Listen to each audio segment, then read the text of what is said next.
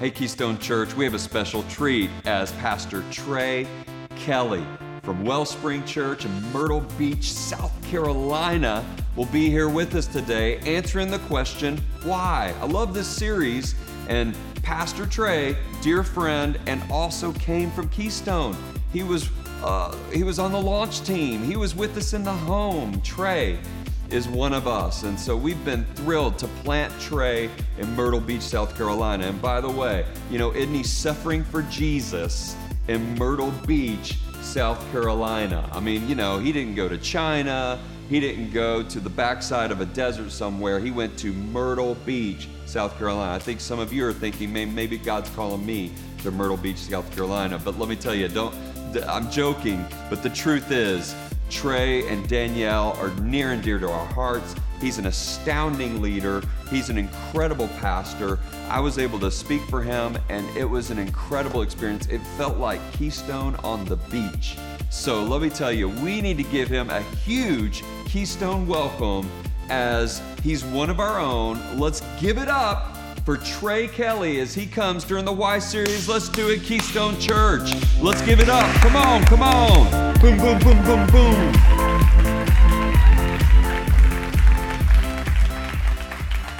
Woohoo! Wow. All right. Well, thank you guys. It is phenomenal to be back here. I told them backstage I'm a crybaby, and each service I've gotten choked up at the beginning because it is so great to be back. Brandon and Susan, thank you for having us back. I'll get through it. I promise it won't be this way the whole time. I'll cry for about a minute, and then we'll be fine. So men, just look away, check your phones. I'll be done in just a minute. But we were, here from the beginning, in the house. It's crazy. And to come back, and it's grown. And, there's another campus. North Fort Worth is in the house. What's up? From what I've been told, most of the people I know are there. So good to see you guys. I'm glad you went back to do that again. Congratulations. But, just honored to be here. I needed some water. Honored to be here. Honored to be back. Thank you, Brandon. Brandon said some very kind things about me. I could say equally kind things about him. Brandon's been a guide to us out at Wellspring. We really are Keystone at the beach. We want to design ourselves like you guys. We love it here. I've told all the services, basically when I have to make a big decision, I have two people, well, three. I ask my wife because I love her. But I ask God, and then I ask Brandon. And if you ever, you're all come here, you've heard Brandon talk. It sounds kind of like the voice of God, right? Until you hear his dad talk. You're like, that's the voice of God. But Brandon's getting close. But man, thank you. Thank you so much for having us back. And I'm excited to be with you today. I've had fun. And I kind of want to start the service by asking you a question. I want you to think back a little bit. I want you to think back to the most romantic thing you've ever done for someone. Or it could be that someone's done for you, but what's the most romantic thing you've ever done for someone? And if it takes you longer than 10 seconds to answer the question, you're in trouble. You're probably getting elbowed right now.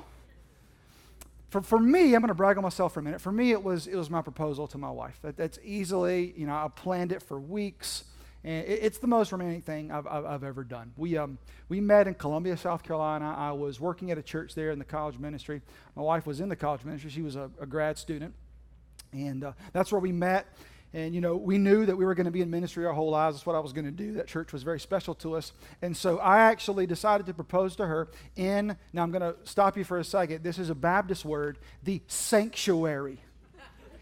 You familiar with that term? We call it the auditorium now because that's what it is. But for some reason, we used to call it a sanctuary. And so that's where I was going to propose to her. I'd planned it for weeks, and I'd actually gone to her hometown, and I'd asked her mom and her dad for permission to marry her because I'm old school. I roll like that. And so I got their permission. I'd planned all these little details. I'd had my boss involved at the time. He was going to help. And the key to everything was a Bible. I bought my wife a new Bible, and I come from a tradition where the cool thing to do, and I say that with quotes because it was anything but cool, but the cool thing to do was to get a Bible and then to have your name put on the front in gold letters. Does anyone have a Bible in their closet with your name on the front, right? Now we just use our iPad because it's way better. But back then we didn't have iPads, so that's what we had to do. And so I got my wife a Bible with her new name on it. I put Danielle Kelly on the front, which was a bold move. A bold move. And had she said no, I would have hated to throw away the Word of God, but I would have done it. I'd have chunked that Bible. I'd have chunked it, man. But she said, obviously she's here. I convinced her. So anyway, I had all these details planned, and she was teaching kindergarten at the time, and so I went to her school. I picked her up, and I was like, hey, before we go out, I need to swing by the church. I've got some things I got to pick up, which was very normal. So we get there, and another one of my friends, I think he was the single adult pastor. He was in the office, and he was supposed to be the one to direct us to the auditorium. So I get up there, and I'm like, hey, where's Steve? Because Steve was our boss. And I said, hey, where's Steve? And this guy was the worst. He goes, oh, I think Steve is in the sanctuary working on speakers. I'm like, what are you doing? You're ruining the whole thing. And so whatever, she wasn't paying attention. And so I'm like, okay, thanks, jerk. And we make our way to the sanctuary. And my wife, she says now that she knew something was up and that I was acting all crazy, which I don't believe because I'm, again, smooth. And so I don't think that's true. But we walk into the sanctuary, and when we get in there, I have her Bible on the front row of the pews. Remember those? Remember pews? Aren't you glad you have seats to sit in and not pews? But we had pews. This was a Baptist church, and that's how we did it because you're supposed to be uncomfortable for Jesus. So we had pews, and I had the Bible on the front pew, and I just casually said, oh, look, somebody left their Bible. Why don't you go grab it? We'll take it upstairs. And while she's doing that, I made my way up to the pulpit, which was gigantic, and I'd hidden the ring behind it. And so she basically gets to the seat and sees the Bible, sees Danielle Kelly. She goes, oh, and she gets all excited, makes girl noises. And when she turns around, I've hit a knee, but when she turns around, my boss, who's up in the sound booth, presses play. And so music fills the sanctuary. I hit a knee. I ask her to marry me. She thinks about it for a second. She looks around. She thinks again. Then she says yes. And so I put the ring on her. Then we opened the Bible that I had bought for her. And Ephesians is a book in the New Testament. Ephesians is a letter written by this guy named Paul to the church at Ephesus. And he was giving them instructions for how to live their lives. And in Ephesians 5, he gives instructions for married couples and instructions for husbands and for wives. And because I'm smart, I only underlined the husband part. And so I underlined what I was going to do for her. Christ, it says, husbands, love your wives as Christ loved the church and gave himself up for her. And I said, baby, I'm going to do that for you. I'm going to love you that way. And I actually had a bucket and some water and a rag underneath the pew, and I pulled it out. And I said, one of the ways Jesus modeled this for his disciples was he washed their feet. And so I'd like to wash your feet because I'm going to serve you. And I washed her feet. And so it was this really intricately planned thing. And I have a picture. I think she liked it. Let's look at the photo. She looks pretty happy, right?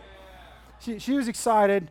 I look a lot skinnier, but she looks the same, which is great. You know, I don't know how that happened, but she enjoyed it. You know, and it was my grand romantic gesture to her. I mean, she knew I loved her, but it was the culmination of all these things saying, man, I adore you, and I wanna give my life for you, and I want you to marry me. And it's funny, as I was telling the story, I watched pretty much 90 to 95% of the women. You're excited, you're in, you're laughing, you're smiling, because we love those stories. We like grand romantic gesture stories. Now, the men are divided sharply into two camps. If my story outdid your story, you're angry right now. You don't think this is funny, you're mad at me, you want to leave. If your story outdid my story, you just think I'm a chump, and you're like, whatever, I beat you, right? But we all know these stories, and even men, don't worry, you don't have to admit it, but even you kind of liked hearing that story. We like these ideas of grand romantic gestures. And it's because we've been taught them growing up. We've been taught them throughout the centuries, you know. One of the greatest stories ever told is Homer's The Odyssey, which is about one man's grand romantic gesture to get back to his wife. In movies and entertainment, we're told over and over and over again, you know, if you really want to prove your love for somebody, you got to do some grand romantic gesture. You've got to orchestrate some singing routine in the cafeteria and embarrass yourself in front of all your friends to prove to the girl that you love her. Or you got to stand outside and hold a boombox over your head for a couple of hours. Good, right? John Cusack fans, we got any? Yeah, just right there. You know, like we've been taught that grand gestures equal grand love. And it doesn't even have to be romantic in nature. I mean, think of the things, parents, think of the things you've done to surprise your kids, or to make them happy. Maybe you planned a surprise party for your best friend. You went to all this effort just to show them how you felt. My wife and I, we just did that recently. We took our 3 kids to Disney World. And we took them to Disney World at the beginning of June because we are crazy. But what we did is we surprised them with it. They had no idea we were going. We had everything planned, everything packed. Saturday morning, my dad comes over with donuts. They thought that was the surprise. And when that happened, I was like, we could have just bought them donuts. That's all. Dang. But when they opened the donut box and said, we're going to Disney World right now, and they lost their minds. We went and we spent a week in Disney. I want to say that again. 7, 5, and 2-year-old. We spent a week in Disney World in June. Yeah. But I discovered something. It was great. It was great. I've been a Christian for over 20 years. I went to seminary. I have a master's degree in Bible. I believe every word of the Bible. I believe it's true. I've always believed it's true. Little known fact, I did not know that hell was located in Florida. And it's run by a mouse. I didn't know that. I didn't know. But now you do. But we did that for our kids because we want later in life, when they decide that we're dumb and don't know what we're talking about, we want them to remember, remember we took you to Disney World, we love you, remember? We adore you. See, we understand that inherently, that a grand gesture communicates grand love. That we can say it all we want, but it's our actions that are going to prove it. The day-to-day actions, but also big actions, grand romantic gestures. Now, I know some of you are wondering, hey, what does this have to do with church? What does it have to do with God? Why are we talking about this? And it's because today what I'm going to argue is that the God of the universe, almost 2,000 years ago, performed the grandest, most romantic, most loving gesture ever recorded in human history. And what you're going to do with that gesture will directly determine the future of your life. Now, before I explain the gesture, let me explain why he had to do it, all right? God created the world and created us in it to love us. He wanted to have a relationship with us. That's why God created us. But since the beginning of time, since creation, the people that God has created have basically looked at God and said, you know what? This is nice and all. I appreciate the effort, but we can do better. Adam and Eve, our forefathers that were in the garden, Adam and Eve, God gave them one rule. And they said, you know what? We think you're holding out on us. We think there's something back there. We think you're trying to rob our fun, to rob our joy. We don't trust you, God. And so we're going to go our own way. We're going to do our own thing. And they rebelled against God. And we've been doing that ever since. And before you judge Adam and Eve too quickly, we've all done the same thing. And if you're a parent, your kids do it to you, right? Your parents, your kids rebel against you. I have children, 7, 5, and 2. My 7 and 5-year-old, they like to play baseball. And for some reason, they think the best place to play baseball is in the street. That's the place you should play baseball. And I'm like, no, son, you cannot play sports in the road.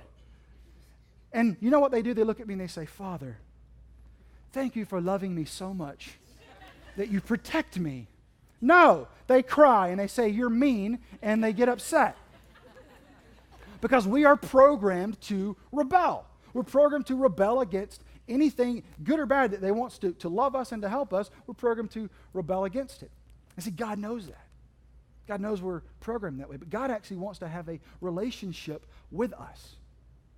In fact, one of the most famous verses in the Bible, you probably heard this, John 3:16. Okay? Here's what John 3:16 says. It says, for God loved the world so much that he gave his one and only Son, so that everyone who believes in him will not perish, but have eternal life. See, God loved us so much that he wanted to give his Son, even though we rebelled. That's how much God loved us. And see, it says up there that he gave his Son so that we wouldn't perish. And you may wonder, well, why would we perish? That sounds odd. And this is kind of the point at church and talking about God where some people get uncomfortable. Because unfortunately, our rebellion, our telling God we're smarter than you, we know more than you, we can do this our own way, it came at a cost. Because see, God viewed that as a sin. We don't like to talk about sin. It makes us uncomfortable. No one wants to acknowledge it exists, but it does. And we're all sinners. We've all told God, we're smarter than you. We can do this on our own. Now, the problem was when that sin happened, a division formed between us and God because God can't be around sin. In fact, God only has one reaction to sin, and that reaction is destruction. He must destroy it. Well, if you go backwards, we all rebel, we're all sinners. That means God must destroy each and every one of us. But he created us to have a relationship with us. He created us to love us. So what he did, maybe you know the story, he sent his son Jesus to live a perfect, sinless life, never make a mistake. And then Jesus took our place. The punishment we all should have gotten because of our rebellion and our sin, our telling God we're smarter, he punished Jesus in our place so that we could have a relationship with him. We call that the gospel. We call that the good news. That's the truth, is that even though we rebelled, God rescued us. And that's pretty loving, if you ask me. That's incredibly loving. It's the best news I've ever heard, and it's news that will change your life. But here's the deal. That story in and of itself could have gotten lost over the years. It could have gotten lost over the decades, over the centuries. It could have gotten diluted. It couldn't got changed. You know, it might not have stayed that clear. And so what God did, because he knows us, and because he understands us, and because he knows we're going to question it, we're going to doubt, and we're going to say, I'm not so sure you really mean it. I'm not so sure you really want the best for me. This person says they want the best. I don't know. Your rules, that seems like a harsh rule. I don't know. Because he knew we were wired that way. To kind of put a bow on the whole thing, he had his son, Jesus, perform the grandest, most loving, most well-orchestrated gesture of all time. And what I would like to do with the rest of our time together is explain what he did and explain why he did it. And it's so awesome that we did communion today because it began on the night when Jesus created communion. He was having dinner with his best friends in the world. They were called his disciples. He had been teaching them for 3 years. And he began communion on a Thursday night. They'd had dinner together. And then he passed the bread and the wine. He says, do this to remember me. And they were like, remember you, dude? We're hanging out later.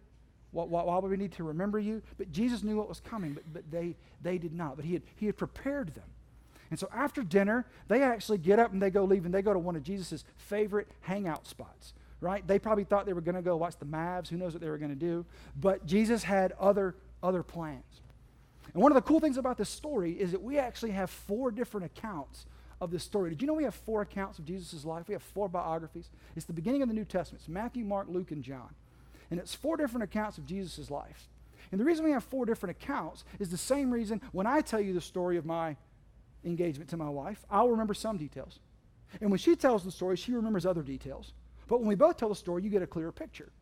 And we're blessed with 4 stories. We have this guy named Matthew. We have this guy named John who were with Jesus. They were eyewitnesses. They saw everything that happened, and they wrote 2 of the biographies.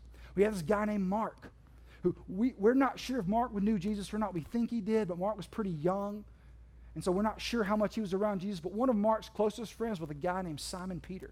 And Simon Peter was with Jesus the whole time, and so he gets his information from Simon Peter and maybe from being there himself. And then there's this guy named Luke who comes a little later. Luke is a doctor. He's a historian. And so he comes in and he interviews all these eyewitnesses and he puts together an account. And so we have 4 accounts of Jesus' life and 4 accounts of this grand gesture. And so as I'm telling you the story, I'm going to actually use all of them. I'm going to interweave them because they each highlight different details. But it's all true, and it's all about the same story of this amazing gesture Jesus did for you and for me. Why did he do it? Because he had a point to make. So here's what happened. He goes to the garden and he starts praying. And again, the other people, they don't know what's going on. They don't know why he's there. But he prays, and we actually hear a little bit of his prayer. He says this. He says, he went on a little farther, and he bowed with his face to the ground, praying, my Father, if it is possible, let this cup of suffering be taken away from me. Yet I want your will to be done, not mine. So we see right at the top that Jesus knows going into this. He's like, I got to do this. My dad says I have to do this. I'm not really excited about this. God, is there any other way, Father? Is there any other way I can do this? And see, I think that's a detail that we need to know. It's one of those little details that matter. So Jesus goes into it. He's like, okay, I don't know. This is scary, but if this is what you want me to do, Father, I'll do it. Not my will, but yours be done. And so as Jesus is praying, some soldiers arrive with some priests. Because see, here's what had happened. When Jesus had come on the scene, he had really rocked the boat in the religious world. Right? The religious leaders of the day didn't like Jesus because Jesus came preaching this whole idea of you can be forgiven, you can have a relationship with God, you can be free. Because what the religion of the day, and even today, preaches is, I'm going to give you a set of rules, I'm going to give you a set of behaviors, and if you do these things well enough, maybe God will like you. And oh, by the way, if you do these things well enough and other people don't, you get to look at them and say, ha, at least I'm better than you. That was the entire point of the religion. It was one-upping each other. And so, well, you may do this, but I do this. It was all about who could obey the rules. And see, the religious leaders loved it because they determined the rules, which gave them amazing power to manipulate people. So Jesus comes in, he starts preaching different stuff, and they get freaked out, and you're like, whoa, you are messing up the system, man. You're taking our power. You're messing with our livelihood. And so they wanted Jesus taken out.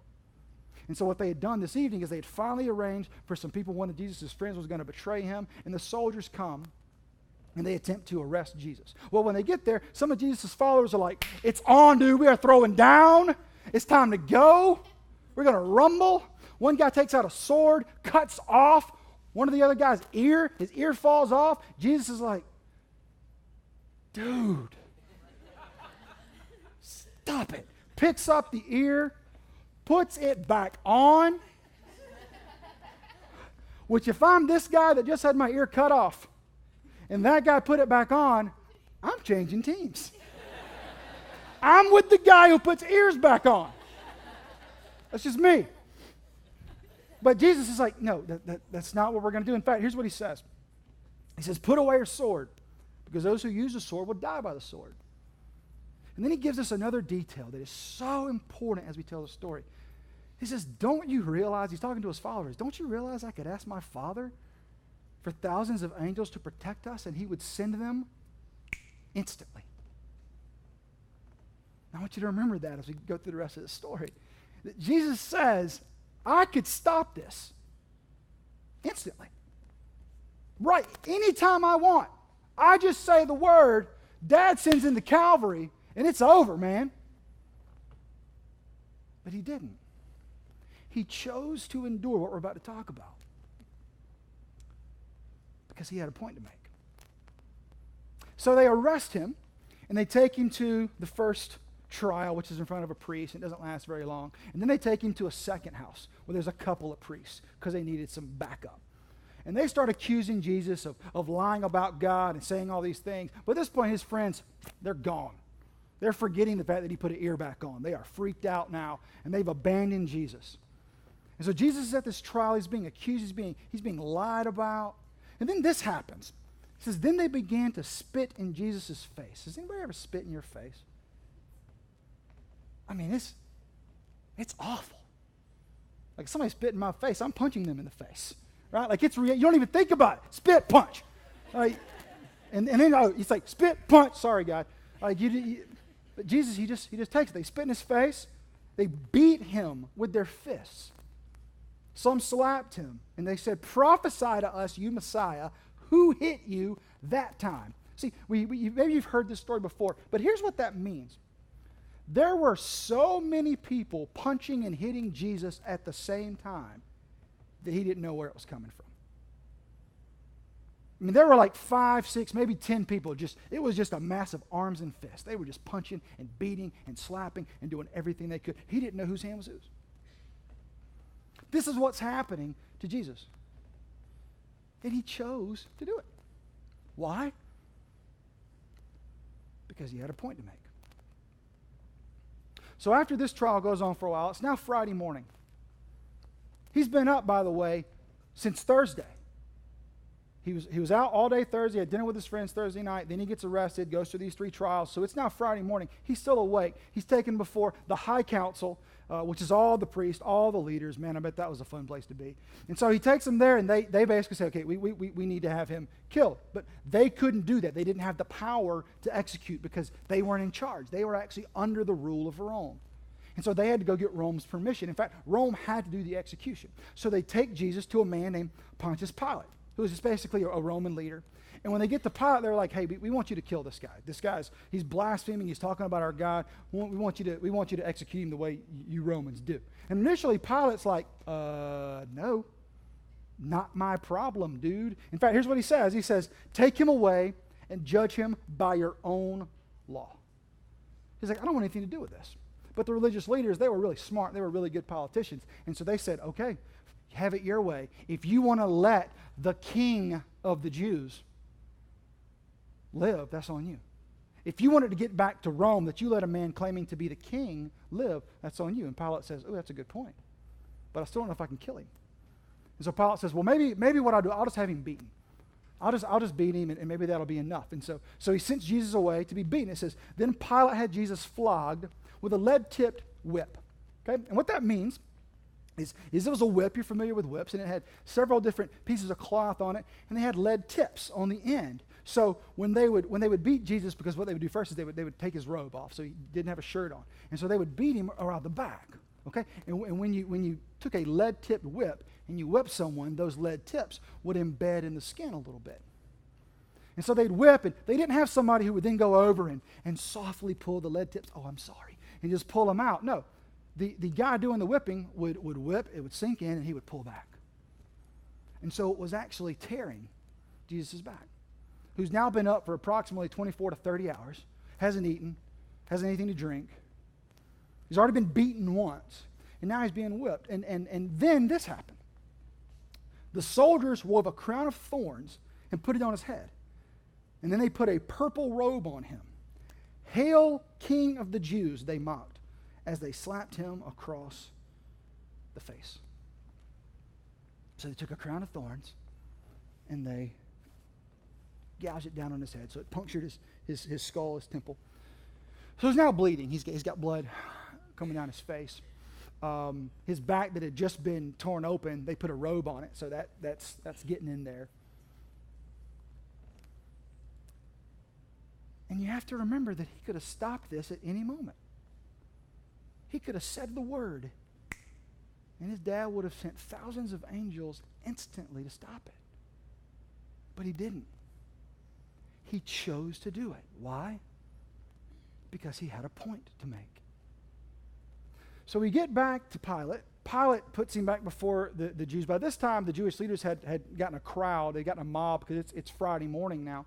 And they were all there. And he's like, hey, look, this is enough, right? This is enough. I've had him beaten. This is enough. And it's weird. It actually incites the crowd more. They're like, no, crucify him. You got to kill him. At this point, Pilate's like, okay, I'm gonna talk to Jesus.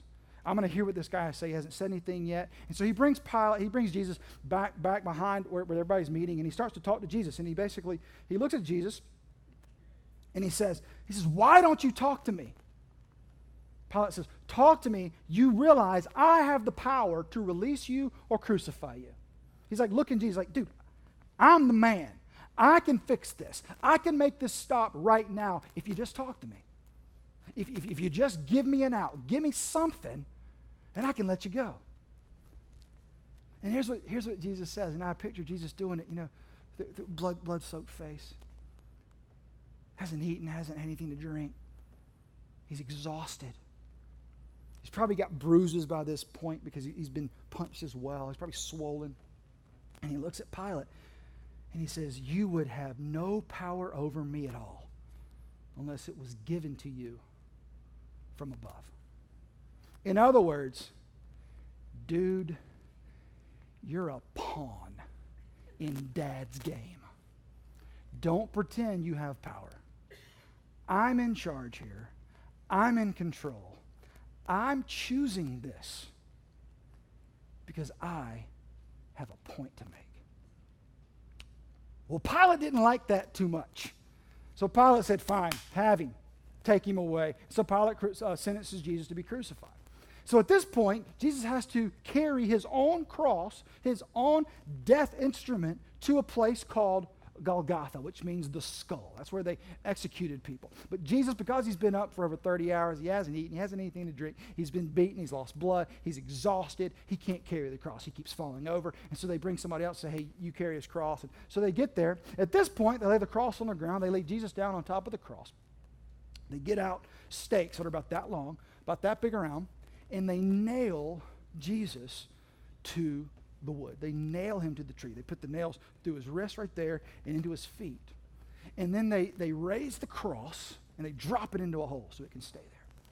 And then while he's on the cross, they strip him naked. And the guards mock him while they're doing it. And they then, at his feet, gamble for his clothing and mock him the entire time. And so Jesus is now on the cross, gasping for breath. And he did this for a couple of hours. He endured. And then finally, he said this: Father, I entrust my spirit into your hands. And with those words, he breathed his last. He was up there doing everything he could, struggling to breathe, because when you're on a cross, when you were crucified, the way you actually died was you suffocated. Because when your arms are up like this, you have to lift yourself up to be able to breathe. Well, the problem is, every time you lift yourself up, you have to lift yourself up from wounds in your arms and your feet. So you choose between excruciating pain or suffocating. That was his choice for a few hours. And so every time he could muster the strength, and then he would drop back down. And then he would did that for a few hours, and then he died. And I know as I'm describing this, it might seem gruesome. I know maybe you don't even want to think about it, but I'm gonna ask you for the next just 2 minutes to try to picture it. To try to picture what a man would look like after being up for this point probably about 36 hours. He's been beaten multiple times. He's been whipped. He's got a crown of thorns on his head. He's been nailed to a tree. And he's just sitting there. And he's gone. I want you to try to imagine as much as you can what that must have looked like and what it took to do that. And now I want you to realize that he did every bit of that for you. He chose to do it for you. It was a choice he made to prove to you how much he loves you. You know, for years I would read these stories and I'd be like, why is there so much detail? Why do I need to know how long it took? Why do we need to know that he was beaten so many times? Why do I need to know what his last words were? Why can't it just say, Jesus died for me, the end? Why do I have to know all of it? And then it hit me. When you tell your proposal story, when you tell the stories of the grand romantic gestures people have done for you, do you just give the highlights? No. What do people say? I want to know everything. Well, girls do that. Guys don't do this. But girls, I want to know everything. Tell me every detail. And if you're the teller of the story, you love telling every detail because it's those little details that reveal the effort. It's those little details that show, how much planning went into it and how much he thought about it and how hard she tried. See, it's those little details that make the difference. And so that's why we have 4 stories, 4 accounts of this gesture so that we can know all the little details, that we can know he could have walked away. He didn't have to do this. He could have stopped it at any moment. Now, we wouldn't have been able to be made right with God, but let's be honest, that's our problem. He didn't have to do this. But he did. Why? Because he was trying to make a point. The question today is, why the cross? Why did that have to happen? Why did he have to go through all that? And the answer, quite frankly, is he didn't. He chose to. For you.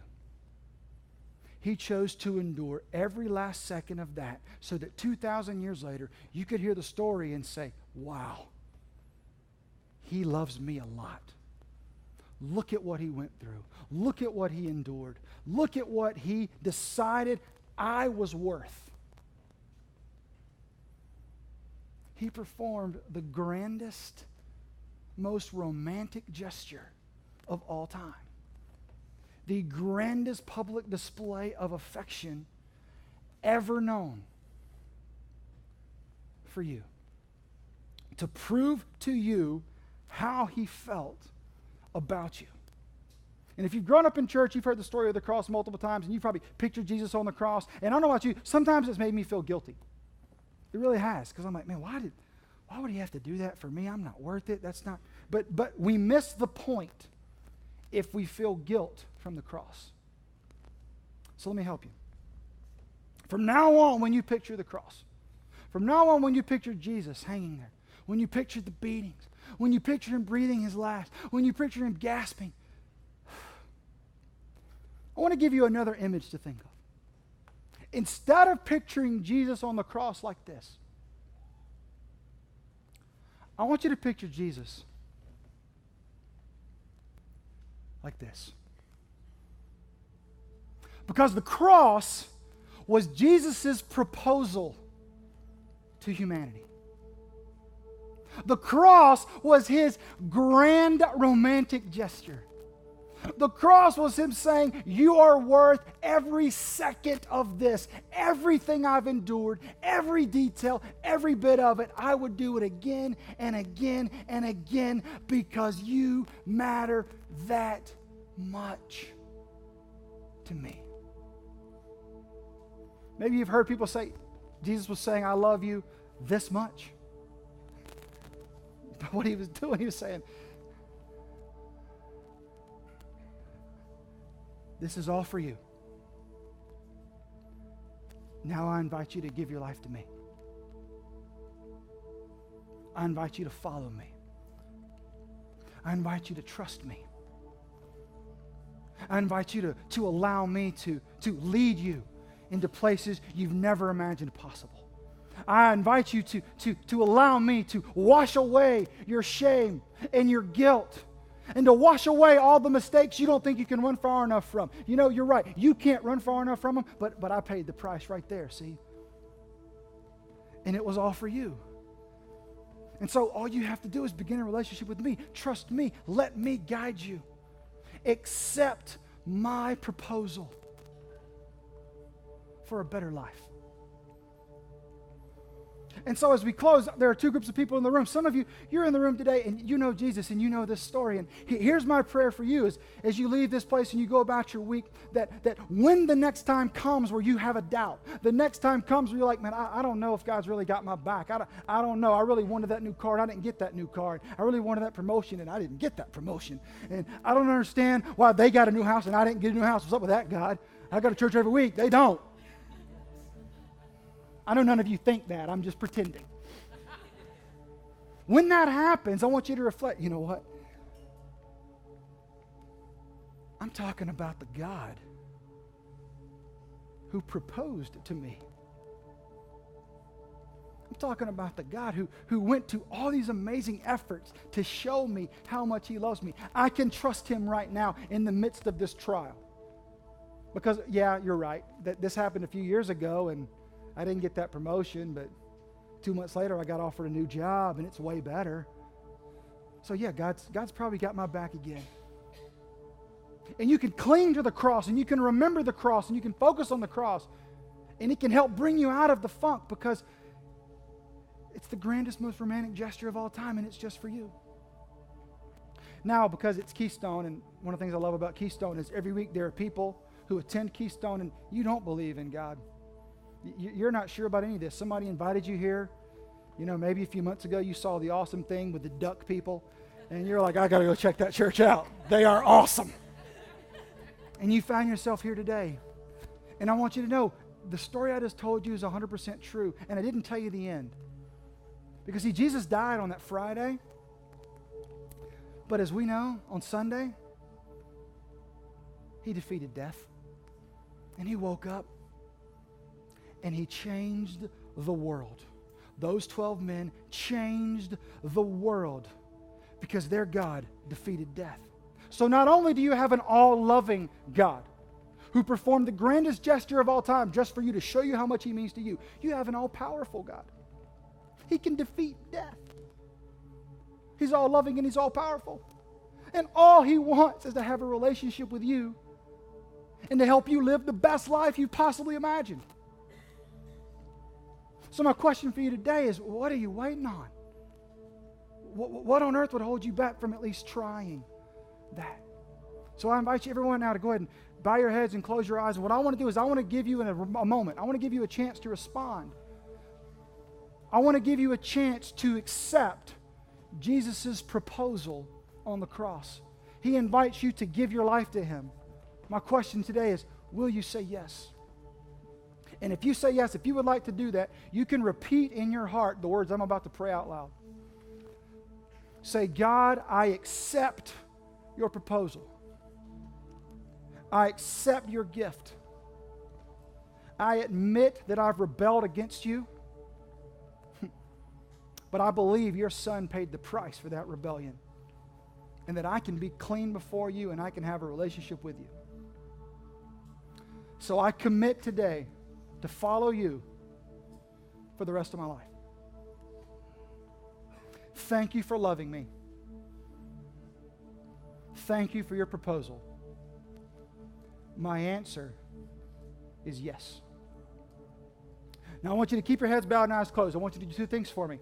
If you just prayed that prayer, if you just said yes to the proposal, if you just decided to take God up on his offer and to begin living your life with Jesus as your Lord and Savior, I want you to let us know. I'm going to count to 3 here in North Fort Worth. When I get to 3, I just want you to shoot your hand up in the air. Don't think about it. Nobody's looking around, but this is your public declaration of what's happened. Ready? 1, 2, 3. Just go ahead and put your hand up.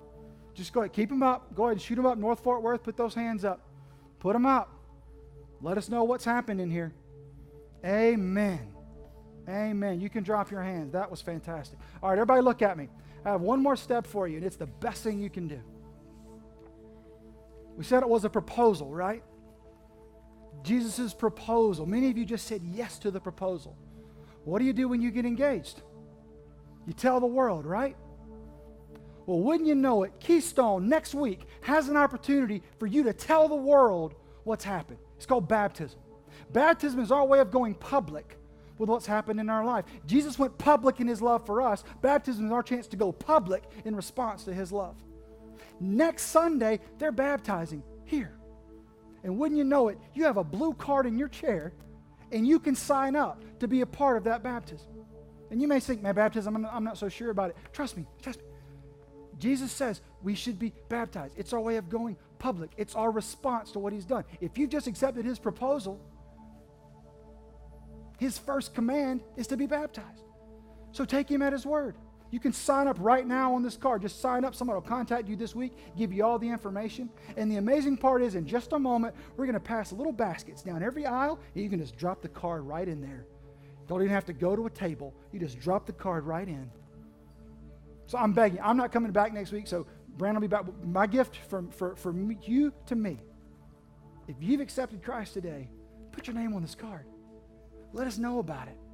Be baptized next week. Go public for the God who went public for you. Let me pray for you guys. God, I thank you so much for the privilege of speaking in this place.